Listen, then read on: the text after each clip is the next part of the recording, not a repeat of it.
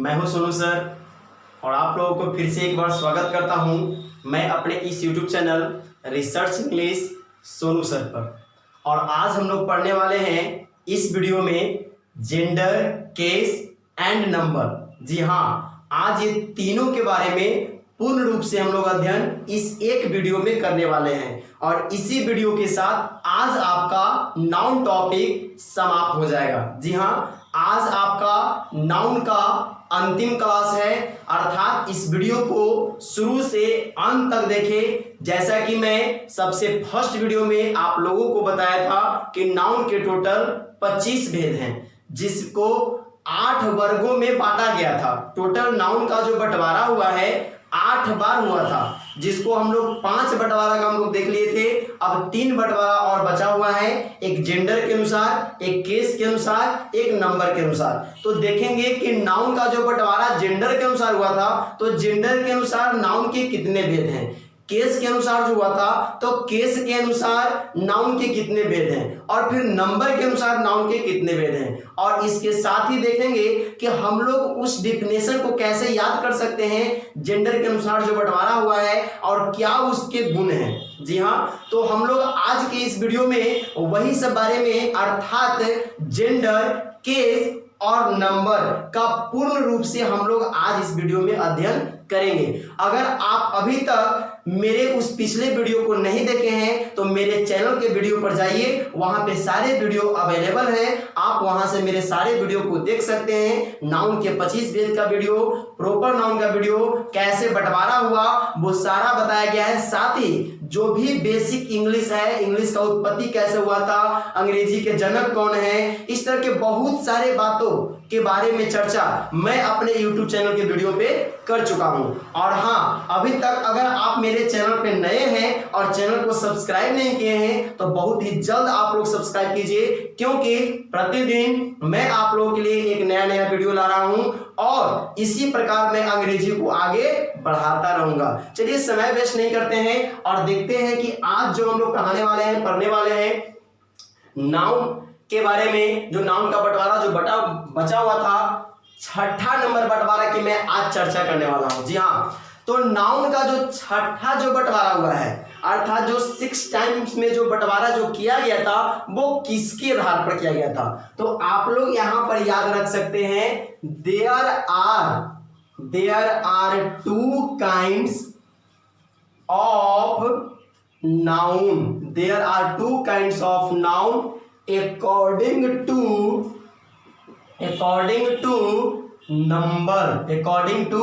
number। देखिए यहां पर इंग्लिश में जो नंबर का प्रयोग किए हैं, तो यहां पर नंबर का जो मतलब होगा, यहां पर नंबर का मतलब कोई संख्या नहीं याद रखिएगा, क्योंकि यहां पर नंबर का मतलब संख्या नहीं है। यहां पर नंबर का मतलब है वचन। क्या है? वचन। अब वचन का मतलब आप लोग क्या समझते हैं, मैं आगे समझाऊंगा। ऐसे वचन का मतलब यार आप लोग समझते होंगे 7 वचन, है ना, जो शादी में ली जाता है, देखते होंगे आप लोग, जो पंडित जी फेरे के वक्त दिलवाते हैं 7 वचन, है ना, तो उसको भी कहते हैं वचन। तो यहां पर वचन जो पढ़ना है आपको याद रखिएगा, there are 2 kinds of noun according to number, अर्थात संख्या नहीं, वचन। वचन के अनुसार नाउन के 2 भेद हैं। वचन के अनुसार नाउन के 2 भेद हैं, और वो कौन कौन से हैं। तो एक है सिंगुलर नंबर, जी हाँ, और सेकेंड है प्लूरल नंबर। तो एक है सिंगुलर नंबर और एक है प्लूरल नंबर। अगर हिंदी की बात कर ली जाए तो एक वचन और इसका मतलब हो जाएगा बहुवचन। ठीक है, तो नंबर के अनुसार जो नाउन को जो बांटा गया कितने वर्गों में? 2 वर्गों में, एक सिंगुलर नंबर में और एक प्लूरल नंबर में। अगर आपसे पूछता है कि how many kinds of noun according to number, number के अनुसार नाउन के कितने भेद हैं, तो आप सिंपली कह सकते हैं there are 2 kinds of noun according to number, in which one is singular number and another is plural number. This types आप इस तरह से आप बोल सकते हैं, ठीक है। तो मैं चर्चा करता हूं सिंगुलर नंबर क्या है और प्लूरल नंबर क्या है। जी हां, सिंगुलर नंबर क्या है और प्लूरल नंबर क्या है। देखिएगा ध्यान से, फर्स्ट में है सिंगुलर नंबर और सेकेंड है प्लूरल नंबर। तो सिंगुलर नंबर किसे कहेंगे, याद रखिएगा, the noun which refers only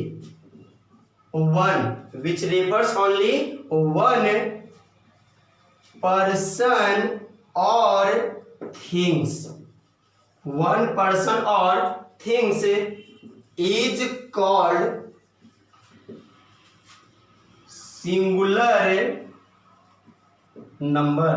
called singular number. जी हाँ, सिंगुलर नंबर किसे कहेंगे, तो कहता है the noun which refers only one person और things is called singular number. वैसे नाउन, याद रखिएगा, वैसे नाउन जिससे केवल एक व्यक्ति या वस्तु का बोध हो, केवल एक, जी हाँ, एक से नहीं, केवल एक व्यक्ति या वस्तु का बोध हो, उसी को हम लोग कहते हैं सिंगुलर नंबर। कौन नंबर, सिंगुलर नंबर। जैसे एग्जांपल की अगर हम बात कर ले तो याद रखिए, यहां पर कहेंगे pen, copy, book, pencil, etc, ये सब सिंगुलर नंबर है। ये सब कौन नंबर है, सिंगुलर नंबर है। तो सिंगुलर नंबर में याद रखिएगा कि जिससे एक व्यक्ति या वस्तु का बोध हो, उसी को हम लोग कहते हैं सिंगुलर नंबर। जी हाँ, अब हम लोग बात करेंगे इसके गुण के बारे में कि इसका क्या गुण है, कौन सा प्रॉपर्टीज है। जी हाँ, तो देख लीजिएगा, प्रॉपर्टीज ऑफ सिंगुलर नंबर। जी हाँ, properties of singular number.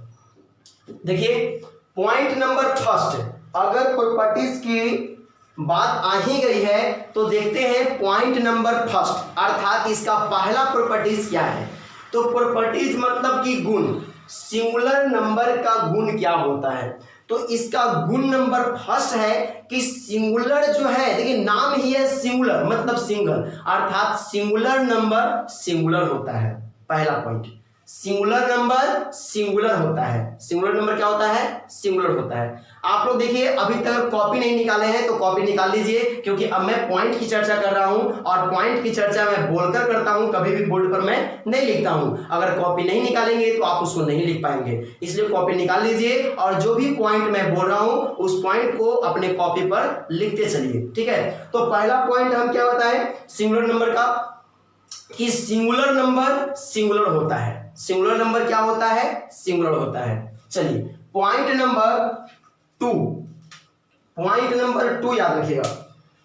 Point number 2 में याद रखिएगा, सिंगुलर नंबर अपने साथ सिंगुलर वर्ब लेता है। सिंगुलर नंबर अपने साथ सिंगुलर वर्ब लेता है। जैसे जब सिंगुलर रहेगा तो अपने साथ वर्ब भी सिंगुलर लेगा, ये पॉइंट याद रखिएगा।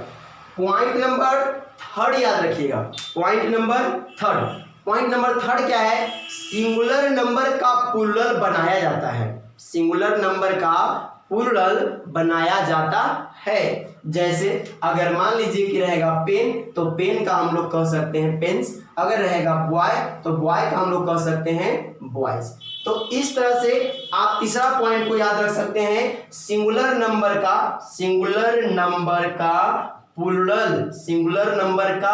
प्लूरल बनाया जाता है। अर्थात अगर सिंगुलर नंबर है तो आप सिंगुलर नंबर को प्लूरल नंबर में चेंज कर सकते हैं।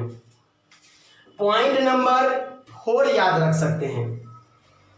4 क्या है, जब सिंगुलर नंबर को प्लूरल नंबर में बदली जाए, अर्थात जब वह प्लूरल हो जाए तो वह अपने साथ प्लूरल वर्ब लेता है। तो अपने साथ कैसा वर्ब लेता है? Plural verb. जैसे यहां पर देख सकते हैं, अगर मान लीजिए रहेगा कि बॉय, तो हम लोग कह देंगे कि बॉय इज प्लेइंग, लेकिन अगर बॉय के जगह पर अगर यहां पे कर दिया जाएगा बॉयज, तो हम लोग कहेंगे boys are playing, boys are playing. तो इस बात को भी आप लोग याद रख सकते हैं कि जब बॉयज रहेगा तो आर लेगा और बॉय रहेगा तो इज लेगा। कहने का मेरा मतलब क्या हुआ?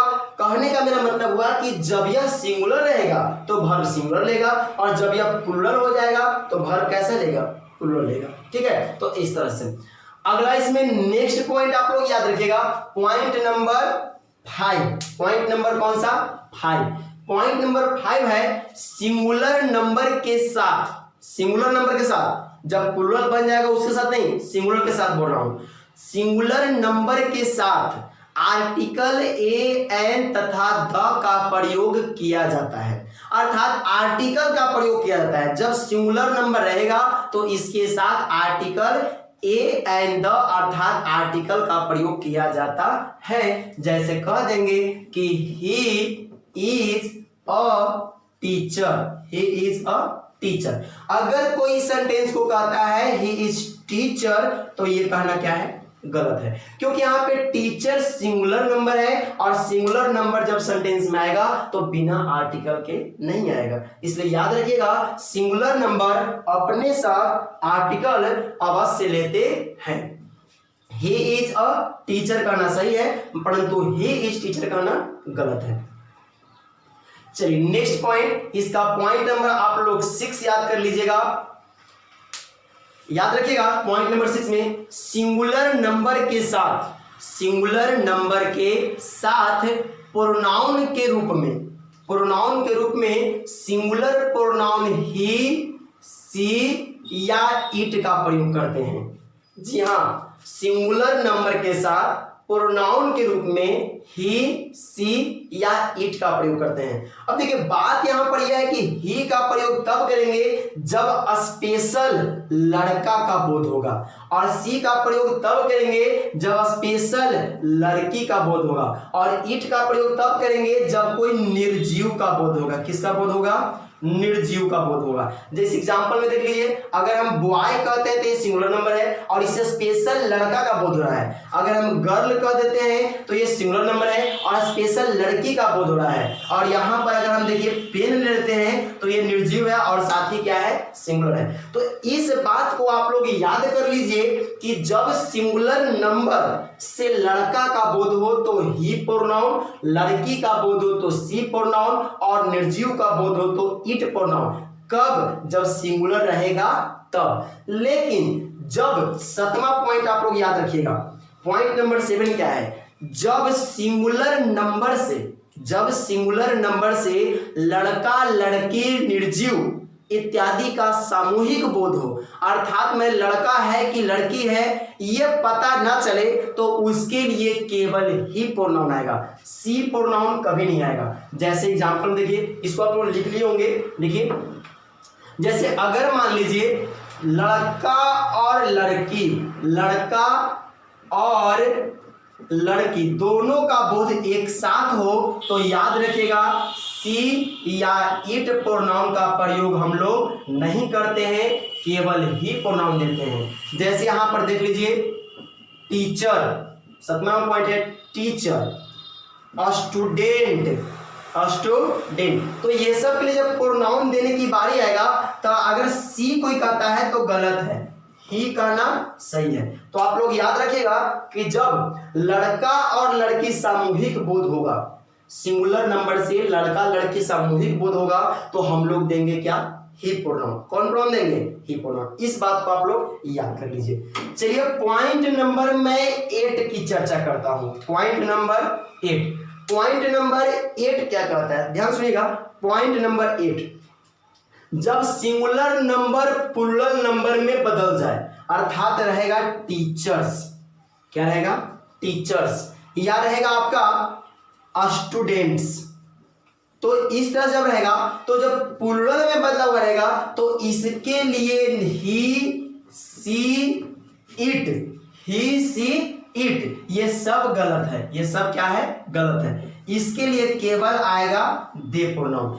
स्पेशल लड़का का भी बोध होगा तो भी, जैसे मान लें कि बॉय है ना तब बॉयज कर दिया, तो इसके लिए आप तो देखिए कि अच्छा बॉय है तो स्पेशल है तो हमको ही प्रोनाउन देना चाहिए, जबकि क्या हो जाएगा, गलत। मैं कब बोला हूं, जब बॉय रहेगा और स्पेशल बोध बॉय लड़का हो रहा है तब ही प्रोनाउन सही है, लेकिन जैसे ही बॉयज कर दिया, कहने का मतलब हुआ सिंगुलर नंबर को यदि प्लूरल नंबर में बदला हुआ रहेगा, अर्थात जब प्लूरल रहेगा तो स्पेशल लड़का का बोध हो या स्पेशल लड़की का या लड़का लड़की दोनों का, वो सब के लिए प्रोनाउन के रूप में आएगा क्या, दे आएगा। क्या आएगा, दे। इसके अलावा कोई भी दूसरा प्रोनाउन का हम लोग प्रयोग नहीं करेंगे। इस बात को आप लोग माइंड में सेट कर लीजिए। चलिए पॉइंट नंबर में 9 की चर्चा जस्ट यहीं पे करता हूं।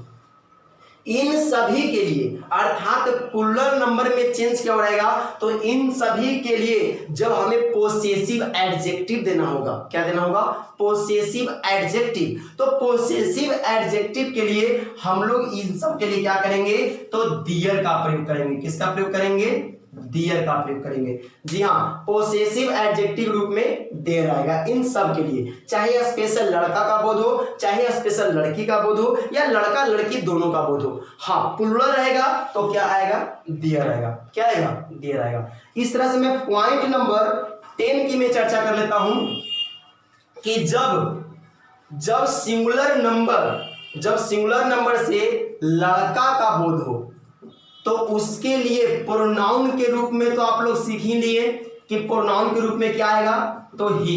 लेकिन याद रखिए कि पोसेसिव एडजेक्टिव के रूप में उसके लिए ही जाएगा। अगर लड़की का बोध होगा, हाँ, लेकिन ये सब सिंगुलर होना चाहिए। क्या होना चाहिए, सिंगुलर। तो सिंगुलर लड़का का बोध होगा स्पेशल तो ही प्रोनाउन, हिज पोसेसिव एडजेक्टिव। लड़की तो सी प्रोनाउन और हर पोसेसिव एडजेक्टिव। अगर निर्जीव रहेगा तो निर्जीव के लिए आ जाएगा इट प्रोनाउन और इट्स आएगा पोसेसिव एडजेक्टिव। इस बात को याद रखिएगा। साथ ही में ये आप लिख सकते हैं कि जब लड़का या लड़की दोनों का बोध रहेगा, लड़का प्लस लड़की दोनों का, परंतु सिंगुलर रूप में। कौन रूप में, सिंगुलर रूप में। जैसे कि टीचर को देख लीजिए, टीचर कहने से लड़का लड़की दोनों का होता है, तो इसके लिए भी जो है ही प्रोनाउन आएगा और हिज पोसेसिव एडजेक्टिव के रूप में आएगा। इस तरह के बात को आप याद रख सकते हैं, क्योंकि ईरर में ये सब बहुत काम आता है। होता क्या है कि लड़का का स्पेशलाइज रहेगा और वहां पे सेंटेंस में क्या रहेगा, इट दे देगा या हर दे रहेगा, तो आप वहां पे गलत पकड़ सकते हैं। तो इस तरह के बातों को आप लोग पॉइंट नंबर 10 में नोट कर लीजिए। तो ये था properties of singular number, properties of singular number. अब मैं चर्चा करता हूं प्लूरल नंबर की। किसकी चर्चा करूंगा, प्लूरल नंबर की। प्लूरल नंबर क्या है, ध्यान से देखिएगा। प्लूरल नंबर, जी हाँ, प्लूरल नंबर किसे कहते हैं, प्लूरल नंबर। तो याद रखिएगा, the noun which refers to more than one person और things is called plural number, is called plural number। अगर कोई तुमसे पूछे कि प्लूरल नंबर क्या है तो कह सकते हैं the noun which refers to more than one person और things is called plural number. जी हाँ, अर्थात कहने का मतलब क्या हुआ, तो वैसे नाउन जो एक से अधिक व्यक्ति या वस्तु को बोध कराए, वैसे नाउन जो एक से अधिक व्यक्ति या वस्तु का बोध कराए उसे ही हम लोग कहते हैं प्लूरल नंबर। जैसे एग्जांपल पे यहाँ पे देख लीजिए, जैसे कह देगा गर्ल्स, तो गर्ल्स कहने का मतलब एक से अधिक हो गया ना, बॉयज तो यहाँ से अधिक हो गया, एक से अधिक है। पेन्स, जी हाँ, ये भी अधिक हो गया। पेंसिल्स, तो ये भी क्या हो गए, अधिक हो गए। तो इस तरह के ETC एक्सेट्रा हम लोग कह सकते हैं। तो याद रखिएगा, जब वैसे नाउन जिससे एक से अधिक, वैसे नाउन जिससे एक से अधिक व्यक्ति या वस्तु का बोध हो, उसे हम लोग कहते हैं प्लूरल नंबर। कौन सा नंबर? Plural number. तो ये सारे के सारे क्या हैं? प्लूरल नंबर हैं। तो इसके बाद हम लोग पढ़ेंगे properties of plural number. Properties of plural number अर्थात क्या है प्लूरल नंबर का गुण। Properties of plural number. देखिए प्लूरल नंबर का गुण क्या है। तो पहला नंबर गुण आप याद कर सकते हैं। प्लूरल नंबर का पहला गुण तो आप याद कर लीजिए कि प्लूरल नंबर प्लूरल होता है। प्लूरल नंबर क्या होता है? प्लूरल नंबर प्लूरल होता है। ये तो नाम से क्लियर है। जैसे कि हम उसमें पढ़े सिंगुलर नंबर सिंगुलर होता है, तो प्लूरल नंबर प्लूरल होता है। Point number 1। पॉइंट नंबर 2 याद रखिएगा, प्लूरल नंबर अपने साथ प्लूरल भर लेता है। प्लूरल नंबर अपने साथ प्लूरल भर लेता है, ये बात याद रखिएगा। प्लूरल नंबर अपने साथ प्लूरल भर लेता है। जी हाँ, आगे हम चर्चा करेंगे पॉइंट नंबर 3 का।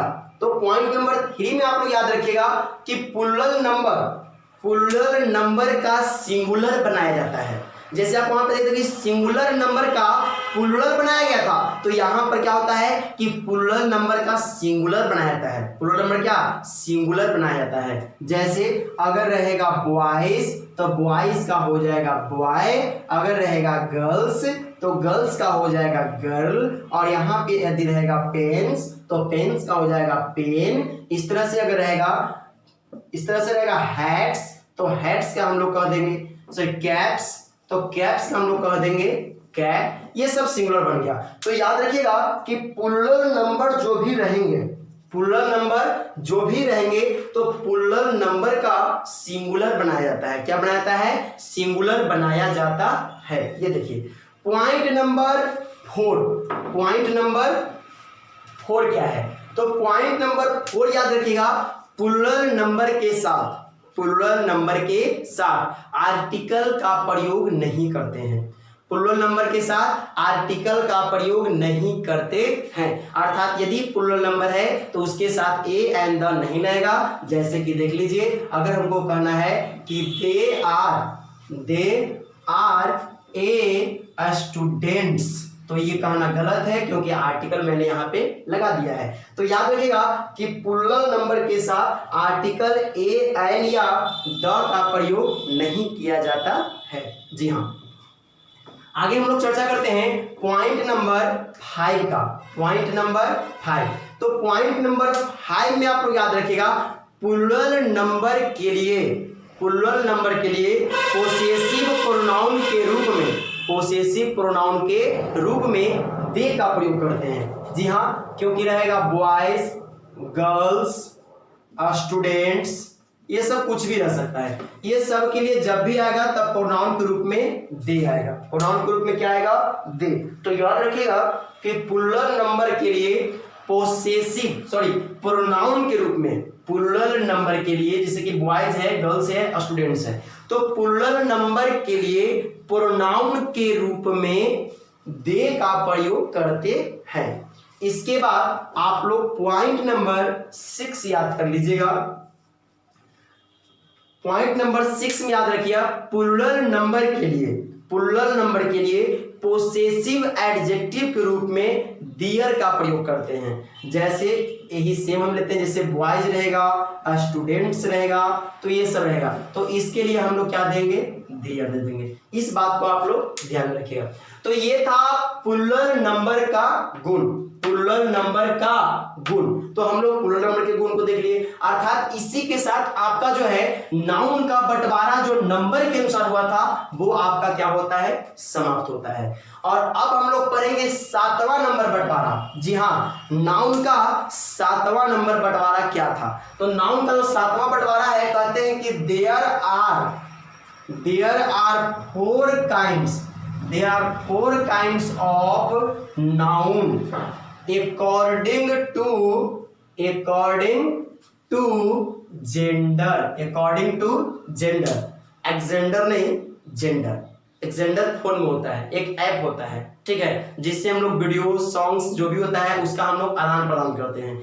और जेंडर क्या है इसके बारे में देंगे। तो जेंडर जो है वो नाउन को क्लासिफाई करता है, ठीक है, ये क्लासिफिकेशन ऑफ नाउन है जो कि नाउन के बारे में बतलाता है कि मेल है कि फीमेल है कि न्यूट्रल है, क्या है नहीं है। अर्थात इसके बारे में हम लोग जेंडर के बारे में टॉपिक पूरा शुरू से पढ़ेंगे, लेकिन फिलहाल अभी हम पढ़ रहे हैं क्या, नाउन। और नाउन के अंतर्गत जो जेंडर आ रहा है तो हम लोग खाली जानेंगे कि there are 4 kinds of noun according to gender, according to gender। मतलब क्या हुआ, तो मतलब कहने का हो रहा है जेंडर के अनुसार, जेंडर के अनुसार, जेंडर के अनुसार नाउन के 4 भेद हैं। नाउन के कितने भेद हैं, 4 भेद। पहला जो है वो है मैस्कुलिन जेंडर, मैस्कुलिन जेंडर, जी हाँ। दूसरा जो है वो है feminine gender, feminine gender.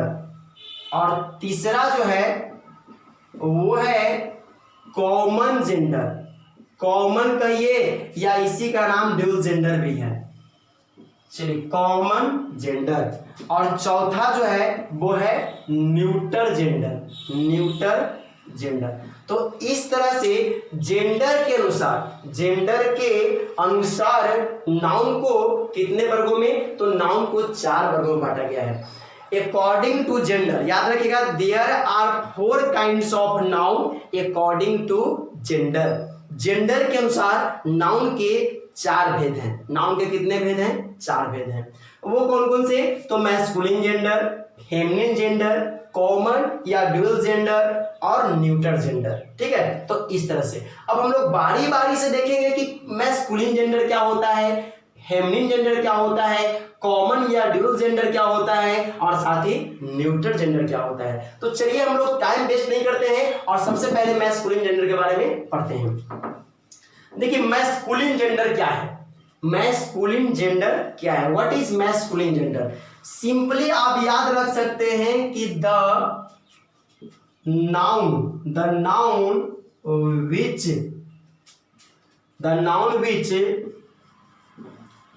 refers to male is called masculine gender, is called masculine gender। जी हाँ, अगर आपसे कोई पूछता है कि मैस्कुलिन जेंडर क्या है तो कहिए द नाउन, यहाँ पे द जेंडर भी आप बोल सकते हैं, कोई दिक्कत नहीं। अगर कोई बोलता है द जेंडर विच तो भी सही है, द नाउन विच तो भी सही है। The noun which refers to male is called masculine gender. अर्थात वैसे नाउन जिससे पुरुष जाति का बोध हो।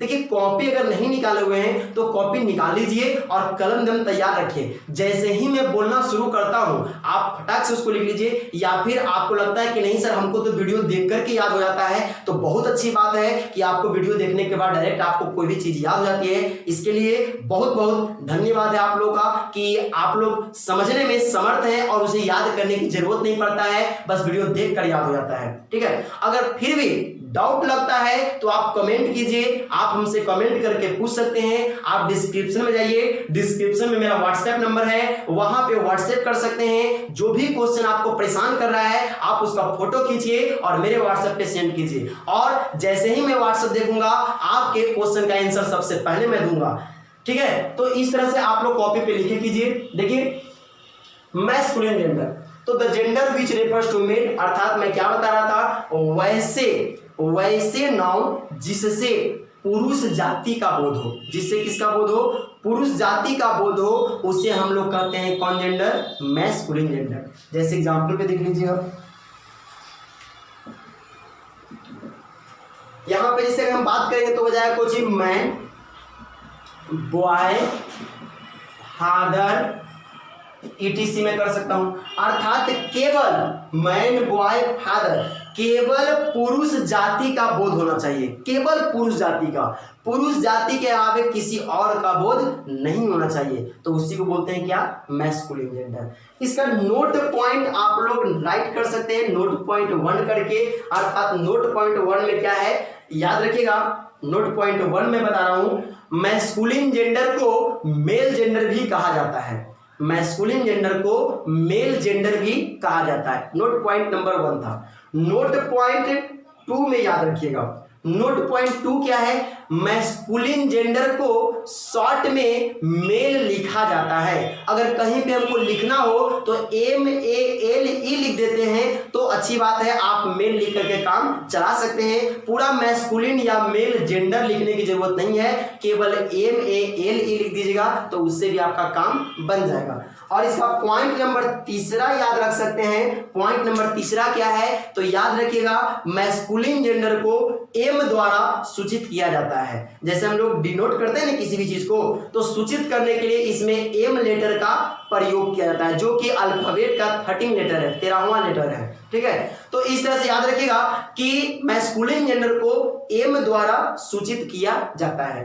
पॉइंट नंबर आप लोग 4 याद रखिएगा, जब मैस्कुलिन जेंडर सिंगुलर रूप में हो, जब मैस्कुलिन जेंडर सिंगुलर रूप में हो तो इसके लिए प्रोनाउन के रूप में ही प्रोनाउन आता है। कौन प्रोनाउन आता है, ही प्रोनाउन, क्योंकि फिक्स है ना कि इससे लड़का का ही बोध होगा, पुरुष जाति का बोध होगा, और पुरुष जाति के लिए आता है कौन प्रोनाउन, ही प्रोनाउन। ठीक है, तो इस तरह से आगे याद रखिएगा। नोट पॉइंट नंबर 5 याद रखिएगा, मैस्कुलिन जेंडर जब सिंगुलर हो, मैस्कुलिन जेंडर जब सिंगुलर हो तो इसके लिए पोसेसिव एडजेक्टिव के रूप में हिज का प्रयोग होता है। किसका प्रयोग होता है, हिज का प्रयोग होता है जब मैस्कुलिन जेंडर सिंगुलर हो तो।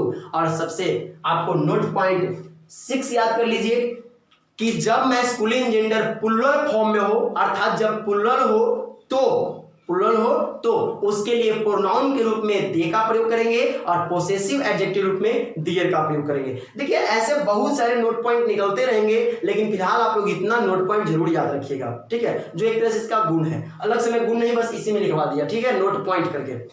चलिए तो नेक्स्ट हम लोग पढ़ेंगे फेमिनिन जेंडर। कौन जेंडर हम लोग पढ़ेंगे, फेमिनिन जेंडर, जो कि जेंडर का सेकेंड नंबर काइंड है। फेमिनिन जेंडर, जी हाँ, फेमिनिन जेंडर किसे कहेंगे, तो याद रखिएगा the gender which refers to female is called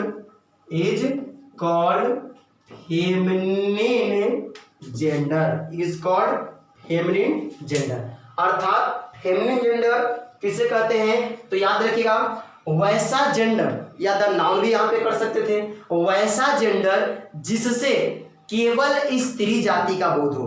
केवल किसका बोध हो, स्त्री जाति का। तो जिससे केवल स्त्री जाति का बोध हो उसी को हम लोग कहते हैं फेमिनिन जेंडर। जैसे एग्जांपल में अगर हम बात कर दे तो बोलेंगे यहाँ पे वुमेन, बोलेंगे हम यहाँ पे मदर, बोलेंगे गर्ल, इस तरह से ETC। तो जिससे केवल लड़की का बोध हो, जिससे केवल किसका बोध हो, केवल लड़की अर्थात स्त्री जाति। कौन जाति का, स्त्री जाति का, तो उसी को बोलते हैं फेमिनिन जेंडर। यहाँ पे देखिए वुमेन है, WA, ठीक है, WOMN, वुमेन। तो इस तरह से याद रखिएगा कि वैसे जेंडर जिससे केवल स्त्री जाति का बोध हो फेमिनिन जेंडर कहलाता है। चलिए नोट पॉइंट में आप लोग इसका याद करिएगा। तो नोट पॉइंट 1 क्या कहता है, तो नोट पॉइंट आप लोग 1 याद रखिएगा, फेमिनिन जेंडर को फीमेल जेंडर भी कहा जाता है। याद रखिएगा नोट पॉइंट 1, फेमिनिन जेंडर को फीमेल जेंडर भी कहा जाता है।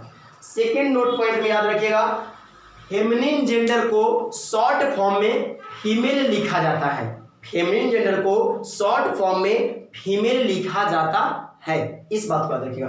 पॉइंट नंबर 3 में आप लोग याद रखिएगा फेमिनिन जेंडर को एफ द्वारा सूचित किया जाता है। जी हाँ, एफ द्वारा सूचित किया जाता है। किसको, फेमिनिन जेंडर को, जो कि अल्फाबेट में 6 लेटर है। ठीक है, EF होता है ना, तो एफ द्वारा सूचित किया जाता है फेमिनिन जेंडर को।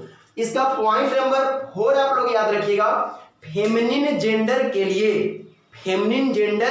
लिए प्रोनाउन के रूप में सी का प्रयोग करते हैं। सी, SHE, SE नहीं, SHE। तो फेमिनिन जेंडर के लिए प्रोनाउन के रूप में सी का प्रयोग करते हैं। और इसका आप लोग 5 नंबर याद रखिएगा। फेमिनिन जेंडर के लिए, जी हाँ, फेमिनिन जेंडर के लिए पोसेसिव एडजेक्टिव के रूप में, पोसेसिव एडजेक्टिव के रूप में हर का प्रयोग करते हैं। किसका प्रयोग करते हैं? हर का। और इसका भी आप लोग पॉइंट नंबर 6 याद रख सकते हैं। जब फेमिनिन जेंडर प्लूरल फॉर्म में हो तो प्रोनाउन के रूप में दे का प्रयोग करते हैं एवं पोसेसिव एडजेक्टिव के रूप में डियर का प्रयोग करते हैं। जी हाँ, जब फेमिनिन जेंडर प्लूरल फॉर्म में हो तो प्रोनाउन के रूप में दे का प्रयोग करते हैं तथा पोसेसिव एडजेक्टिव रूप में डियर का प्रयोग करते हैं। चलिए अब हम लोग आगे देखते हैं। इसमें जेंडर का तीसरा नंबर भेद है ना, जेंडर का कौन सा भेद? तो तीसरा नंबर। और थर्ड नंबर भेद में कौन सा है? तो थर्ड नंबर में है कॉमन जेंडर। कौन जेंडर है? Common gender. तो देखिएगा कॉमन जेंडर याद रखिएगा, the gender which refers to both male and female is called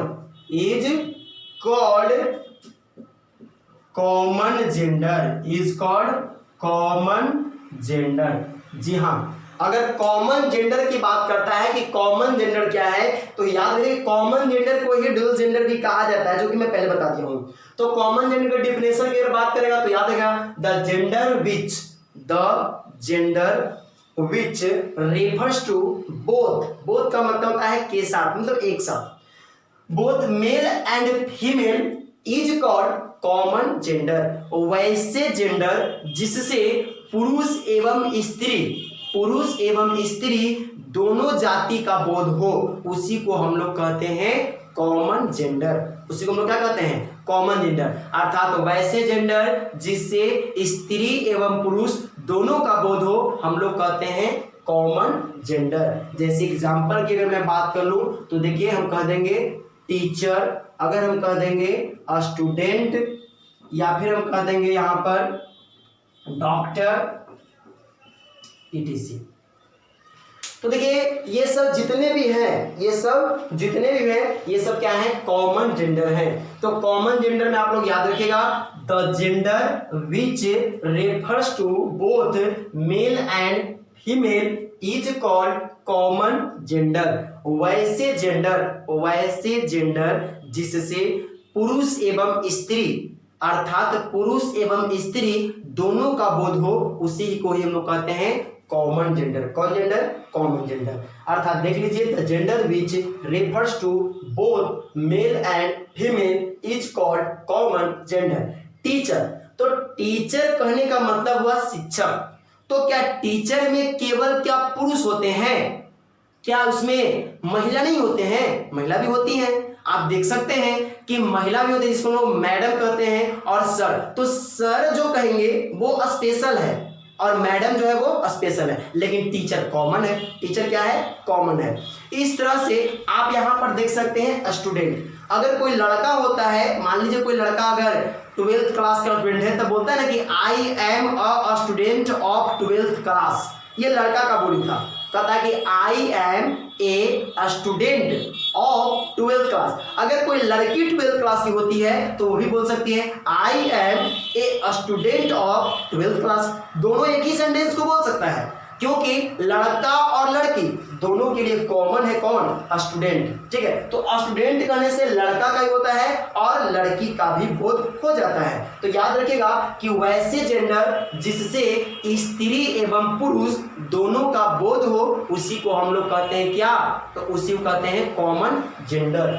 इसके लिए नोट पॉइंट में केवल एक नोट पॉइंट आप लोग एकदम याद कर लीजिएगा, और वो क्या है नोट पॉइंट जिसको आप लोग को याद करना है। तो इसके लिए नोट पॉइंट यही याद करना है, जितने भी पोस्ट के नाम हैं, पोस्ट बोले तो पद, दुनिया में जितने भी पद हैं, जितने भी पोस्ट के नाम हैं, वो सारा के सारा क्या होते हैं, कॉमन जेंडर। जैसे मैं पोस्ट की अगर मैं बात करूं तो टीचर एक पोस्ट है, ड्राइवर एक पोस्ट है, इंजीनियर एक पोस्ट है, या डॉक्टर एक पोस्ट है, या जो भी पोस्ट हो, जो भी पोस्ट हो, पद हो, तो पद को अगर बताया जाए तो पद जो देखा जाए तो 99.99% केसेस में कॉमन जेंडर आएगा।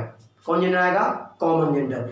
0.001% की मैं बात नहीं करूंगा जो शायद स्पेशलाइज्ड हो जाए, परंतु अकॉर्डिंग टू देखा जाए तो पोस्ट के अनुसार देखा जाए तो पोस्ट जो होता है वो लगभग कॉमन जेंडर में ही आता है, लगभग कौन जेंडर में आता है, कॉमन जेंडर में। चलिए, और मैं चौथा नंबर की मैं बात कर रहा हूं जो कौन सा जेंडर है, तो न्यूटर जेंडर। चौथा नंबर कौन है, न्यूटर जेंडर। जी हाँ, neuter gender.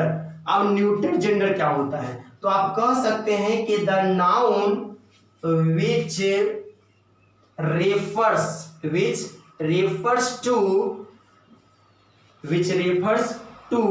a small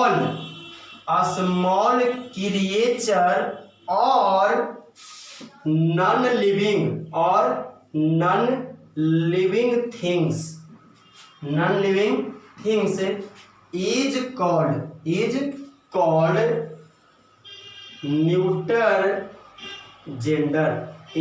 neuter gender, जी हाँ, हम लोग न्यूटर जेंडर किसे कहेंगे, तो देखिए न्यूटर जेंडर कह रहा है कि the noun which refers to a small creature or non-living things is called neuter gender. कौन जेंडर, न्यूटर जेंडर। अर्थात कहने का मतलब क्या हुआ, वैसे जेंडर, याद रखिएगा, वैसे जेंडर जिससे किसका बोध हो, तो देखिए जिससे छोटे जीव जंतु, स्मॉल क्रिएचर मतलब क्या हो गया, छोटे जीव जंतु, जिससे छोटे जीव जंतु का बोध हो, या नॉन लिविंग, देखिए यहां पे कहा है नॉन लिविंग थिंग्स, जिससे निर्जीव वस्तुओं का बोध हो, उसी को कहते हैं न्यूटर जेंडर। जैसे अगर मैं एग्जाम्पल की अगर मैं बात करूं, मैं किसकी बात करूं, एग्जाम्पल की अगर मैं बात कर लूं तो याद रख सकते हैं आप लोग, जैसे पेन हो गया, या फिर आप बोल सकते हैं बेंच, या आप बोल सकते हैं बी, इस तरह से, या फिर आप बोल सकते हैं स्नेक, ईटीसी। तो ये सब क्या है, स्मॉल क्रिएचर। देखिए यहाँ पे ये सब स्मॉल क्रिएचर है, ये सब निर्जीव है, क्या है, निर्जीव। तो जिससे निर्जीव का बोध हो, या जिससे छोटे जीव जंतु का बोध हो, उसी को हम लोग बोलते हैं क्या, न्यूटर जेंडर। इसका कोई भी गुण नहीं है, बस केवल आप यही याद रख सकते हैं, इसके नोट पॉइंट में आप लोग याद रखिएगा कि इसके लिए प्रोनाउन के रूप में, अर्थात यदि नोट पॉइंट की मैं बात करूं तो नोट पॉइंट 1 आप लोग याद रखिएगा कि न्यूटर जेंडर के लिए प्रोनाउन के रूप में इट का प्रयोग होता है। किसका प्रयोग होता है, इट का। और पॉइंट नंबर आप लोग 2 याद रख सकते हैं, न्यूटर जेंडर के लिए पोसेसिव एडजेक्टिव के रूप में इट्स का प्रयोग होता है। किसका प्रयोग होता है, इट्स, EATS नहीं, जी हाँ देखिएगा, EATS ये नहीं, ITS इसका प्रयोग होता है, ठीक है। तो इस तरह से आप लोग देखिए जेंडर के अनुसार, अर्थात there are 4 kinds of noun according to gender.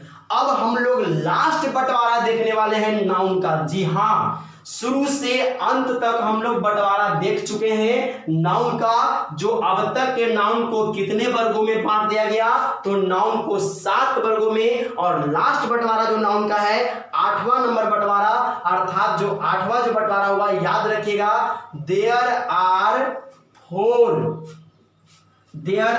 4 kinds of noun according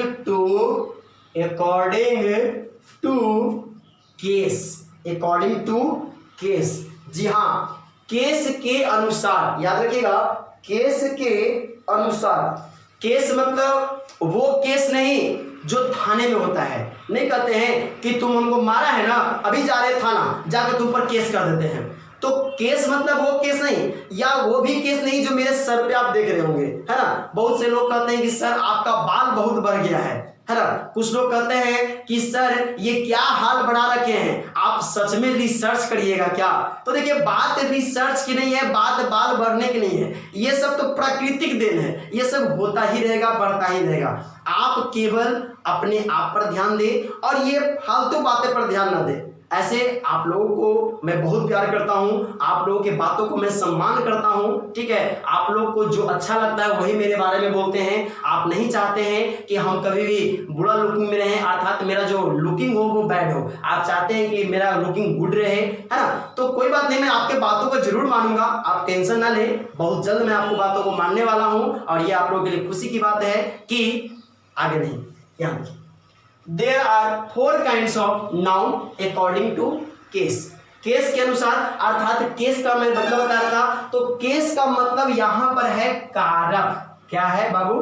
कारक। तो केस का मतलब यहां पर है कारक, अर्थात कहने का मतलब क्या हुआ कि कारक के अनुसार, मतलब कि केस के अनुसार, केस के अनुसार नाउन के कितने भेद हैं? 4 भेद, और यही लास्ट है, ध्यान से देख लीजिए। पहला जो है वो है नॉमिनेटिव केस, इसको आप लोग सब्जेक्टिव केस भी कह सकते हैं, सब्जेक्टिव केस। सेकंड है ऑब्जेक्टिव केस, और थर्ड जो है वो है पोसेसिव केस। जी हाँ, पोसेसिव केस। और फोर्थ जो है वो है वोकेटिव केस। कौन सा केस है? Vocative case. चलिए, तो हम लोग समय वेस्ट नहीं करते हैं और जल्द ही देखते हैं कि नॉमिनेटिव केस क्या है और ये ऑब्जेक्टिव केस क्या है, पोसेसिव केस क्या है और वोकेटिव केस क्या है। लेकिन उससे पहले हम इसको पढ़ने से पहले इसका यूज भी जानेंगे कि इसका उपयोग क्या है। तो इसका उपयोग इंग्लिश में एकदम धड़ल्ले से है। देखा जाए टेंस बनाने में, ट्रांसलेशन बनाने में, नरेशन बनाने में, या किसी भी प्रकार के सेंटेंस के निर्माण करने में इन चारों का बहुत बड़ा योगदान होता है, समझे। तो इसको ध्यान से देखिएगा, nominative case, objective case, possessive case and vocative case किसे कहते हैं। तो मैं सबसे पहले चर्चा करता हूं नॉमिनेटिव केस का। तो याद रखिएगा नॉमिनेटिव केस किसे कहेंगे? द नाउन which is, याद रखिएगा, which is used as a subject of a sentence is called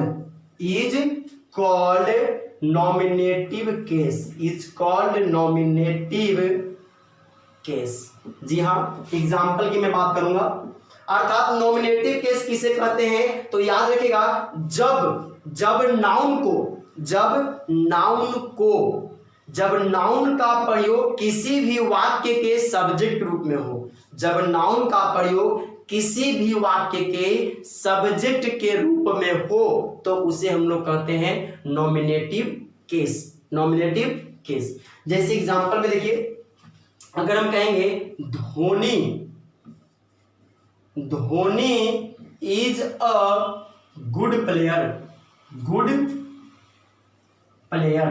यहां पे करें Dhoni is a good player. तो देखिए धोनी क्या है? सेंटेंस का अगर कहा है तो नाउन है, और नाउन है लेकिन सेंटेंस के लिए क्या है? सब्जेक्ट है। क्या है? सब्जेक्ट। तो इस तरह से आप नॉमिनेटिव केस की जब बात करेगा तो याद रखेगा इस तरह से कि जब किसी नाउन का प्रयोग किसी वाक्य के सब्जेक्ट के जैसा हो तो उसे कहते हैं नॉमिनेटिव केस। सेकेंड नंबर है ऑब्जेक्टिव। इसी में हम इंप्रूव करें, ध्यान से देखिएगा, ऑब्जेक्टिव डिफिनेशन एकदम सेम रहेगा। ऑब्जेक्टिव केस हम लोग किसे कहते हैं? तो याद है, the noun which is used as, an कर देंगे, which is used an object of a sentence is called objective case, is called objective case. अब देखिए ऑब्जेक्टिव केस कैसे हो गया, तो देखिए ध्वनि अभी सेंटेंस का सब्जेक्ट है ना, हम इसको तुरंत ऑब्जेक्ट बना देंगे। देखिए कैसे,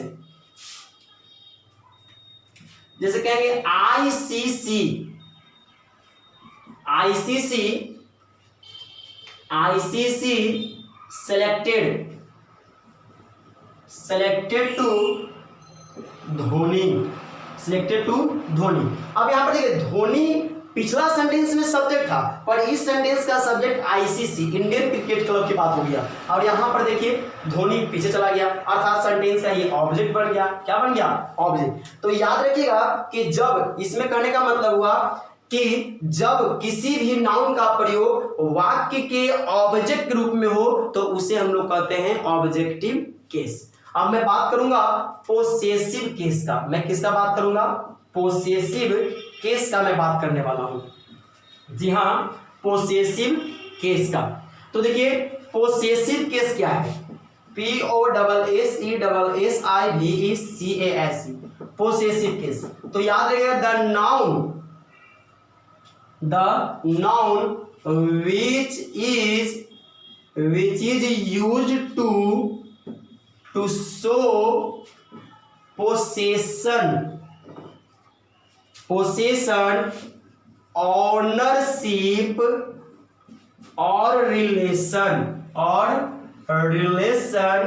is called possessive case, is called possessive case।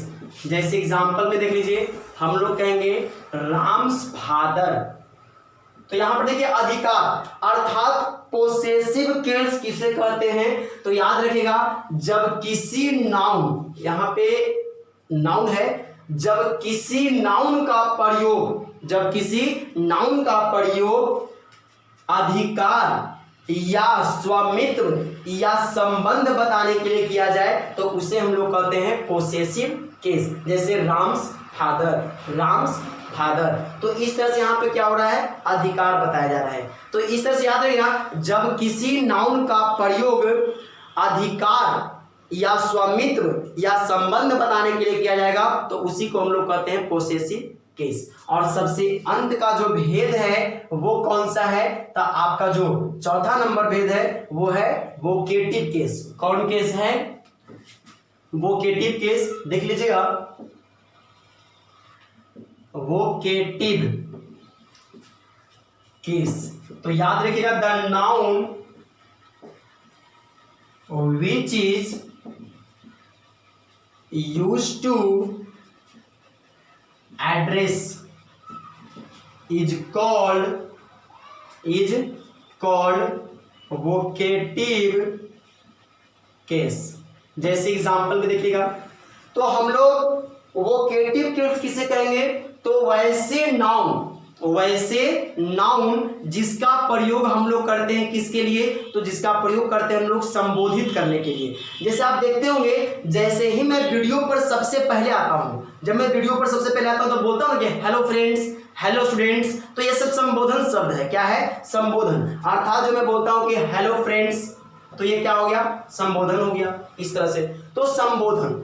तो इस तरह से नाउन का टोटल पार्ट्स की चर्चा आज हम लोग समाप्त कर लिए हैं, अर्थात नाउन खत्म हुआ है। लेकिन इसी के अंतर्गत एक पढ़ना है केस चार्ट, जिसकी चर्चा मैं थोड़ा सा कर लेता हूं और आप लोग इसे जरूर याद कर लें क्योंकि इसका बहुत ही जरूरत पड़ता है। जी हाँ, देखिए कौन कौन, तो एक है नॉमिनेटिव केस, और यहां पे मैं लिख रहा हूं ऑब्जेक्टिव केस, और यहां पे पोसेसिव को मैं दो रूप में बांट रहा हूं, एक पोसेसिव एडजेक्टिव में और एक पोसेसिव प्रोनाउन में। ध्यान से देख लीजिएगा क्योंकि इसकी जरूरत आपको बहुत बार एग्जाम में पड़ सकता है। नॉमिनेटिव मतलब कि वही सब्जेक्टिव रूप जिसको हम बोलते हैं सब्जेक्ट रूप, ऑब्जेक्ट रूप, इस तरह से।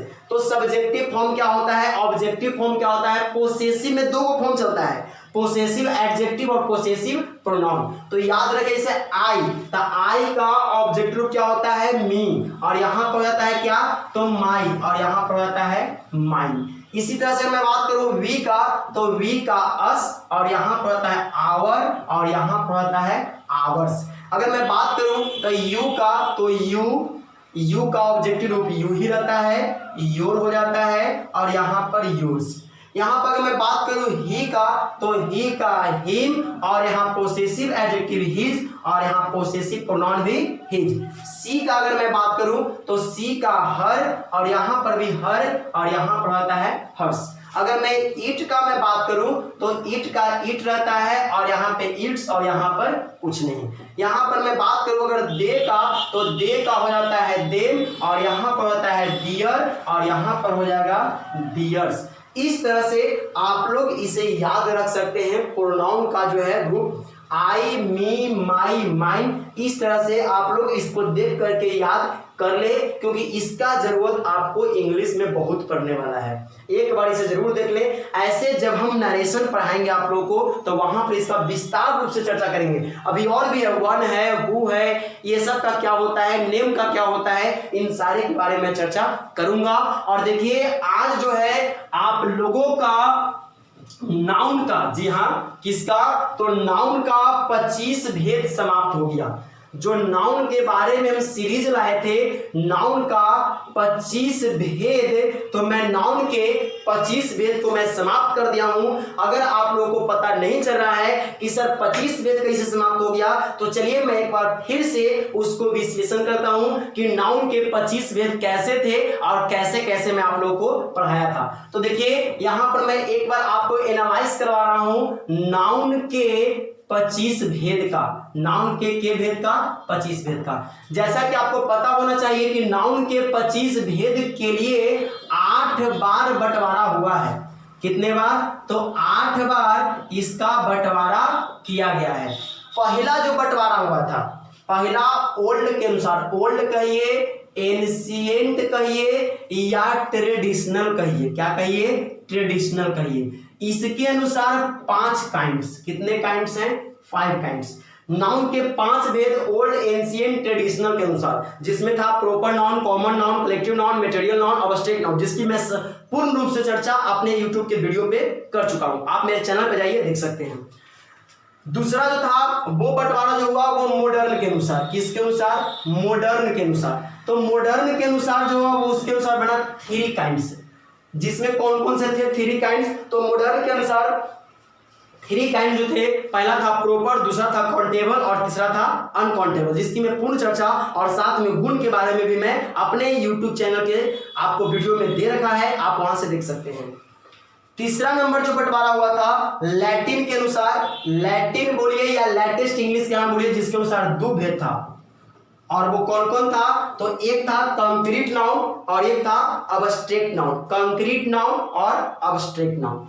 चौथा नंबर जो बंटवारा हुआ था, आपको मैं बताया था कि चौथा बंटवारा एब्रिविएशन के अनुसार, एब्रिविएशन के अनुसार। तो एब्रिविएशन के अनुसार आप देख सकते हैं 3 काइंड्स था। कितने काइंड्स थे, 3 काइंड्स। कौन कौन, ACN, PCN, UCN, ACN, PCN, UCN, जिसके बारे में चर्चा पूर्ण रूप से कर चुका हूं। आगे देखिएगा 5वां नंबर जो बंटवारा हुआ था वो था स्ट्रक्चर के अनुसार। किसके अनुसार था, स्ट्रक्चर के अनुसार। तो स्ट्रक्चर के अनुसार था 2 काइंड्स। कितने काइंड्स थे, 2 काइंड्स। और वो कौन कौन से काइंड्स थे, तो एक था आपका सिंगुलर थी, एक था सिंगल नाउन, एक था compound noun, single noun, compound noun. देखिए कल के वीडियो को हम लोग जब अपलोड किया है कंपाउंड नाउन के बारे में, तो किन्हीं का एक कमेंट आया था कि सर फादर इन लॉ में हाइफन देना जरूरी है। तो जी हाँ बिल्कुल जरूरी है।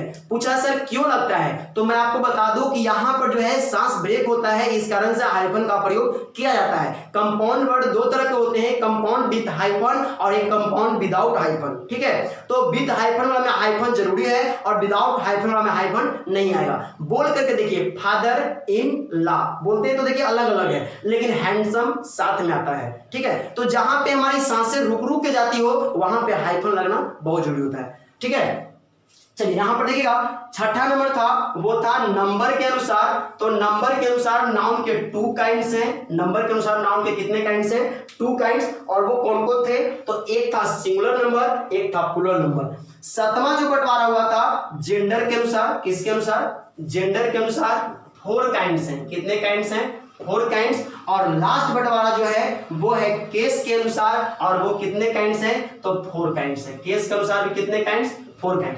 इस तरह से आप जोड़ लीजिए तो देखिए तो 5 और 3 8, 8 और 2 10, 10 और 3 13, 13 2 15, 15 2 17, 17 4 21, 21 4 25, अर्थात टोटल 25 काइंड्स। टोटल कितने भेद हो गए? 25 भेद। जी हाँ, तो नाउन के टोटल भेद कितने हो गए? 25 काइंड्स। अर्थात अगर मैं बात कर लूं तो ये टोटल को आप जब ऐड कर लीजिएगा तो ये टोटल जोड़ के आपके हो जाएंगे 25 काइंड्स, अर्थात नाउन के 25 भेद। तो नाउन के 25 भेद कौन कौन थे, कैसे कैसे थे, आज मैं नाउन के 25 भेद का चर्चा कर लिया हूं। कल के लिए मैं एक बहुत ही दमदार वीडियो लाने वाला हूं, जिस वीडियो को आप लोग देखना बिल्कुल ना भूले, क्योंकि कल नाउन पर नहीं, नाउन से हट करके और आपको जीवन में सट करके जाने वाला चीज है, अर्थात how to tell time in English. अंग्रेजी में समय कैसे बताएं। जैसे बहुत से लोगों को इच्छा होता है कि काश मैं अंग्रेजी बोल पाता, पर वो बोल नहीं पाते हैं, तो कम से कम अंग्रेजी में समय तो बता पाएंगे। देखिए धीरे धीरे ही सब कुछ होगा। तो कल मैं बताने वाला हूं अंग्रेजी में समय बताने के लिए, साथ ही मैं चर्चा करने वाला हूं देयर और इट में क्या अंतर होता है इसके बारे में। अर्थात कल के वीडियो बहुत इंपॉर्टेंट है और हो सके तो कल के ही वीडियो में सिंगुलर प्लूरल बनाने का नियम भी मैं बताने वाला हूं। इसलिए अभी तक मेरे चैनल को सब्सक्राइब नहीं किए हैं तो अब जरूर कर लीजिए और मेरे प्रत्येक वीडियो को पूरा शुरू से लेकर अंत तक देखिए, ताकि आप लोगों को अंग्रेजी में कोई दिक्कत ना हो। Thanks for watching my video.